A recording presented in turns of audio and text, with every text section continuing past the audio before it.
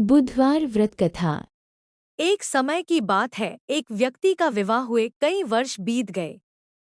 विवाह के बाद उसकी पत्नी एक बार अपने मायके गई हुई थी।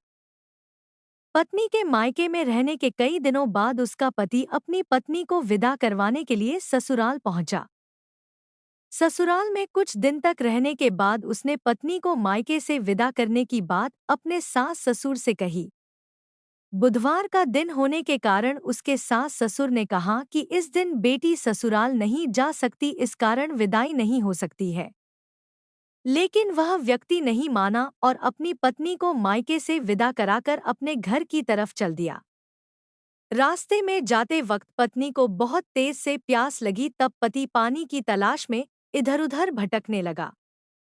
काफी देर के बाद जब वह पानी लेकर वापस लौटा तो उसने देखा कि पत्नी के पास उसी की वेशभूषा में कोई अन्य व्यक्ति पत्नी के संग बैठकर बातें कर रहा है।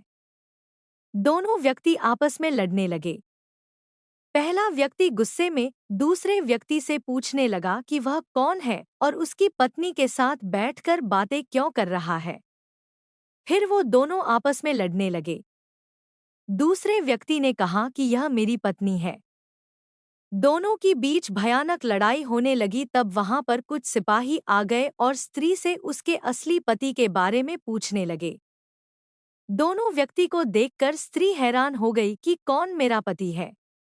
वह दुविधा में पड़ गई क्योंकि दोनों एक जैसे ही लग रहे थे। तब पहला व्यक्ति परेशान होकर सोचने लगा कि भगवान, ये आपकी कैसी लीला है। तभी आकाशवाणी हुई कि बुधवार के दिन पत्नी को विदा करवाकर नहीं ले जाना चाहिए था। यह सब सुनकर पहला व्यक्ति समझ गया कि यह भगवान बुद्ध की लीला है। फिर वह व्यक्ति बुद्धदेव से प्रार्थना करने लगा और क्षमा मांगने लगा। फिर फौरन ही बुद्धदेव अंतर्ध्यान हो गए और उस व्यक्ति को अपनी पत्नी मिल गई। तभी से हर बुधवार के दिन भगवान गणेश की पूजा होने लगी। यदि बुधवार के दिन किसी काम के लिए बाहर जाना आवश्यक हो तो भगवान गणेश को गुड़ चढ़ाकर यात्रा करें।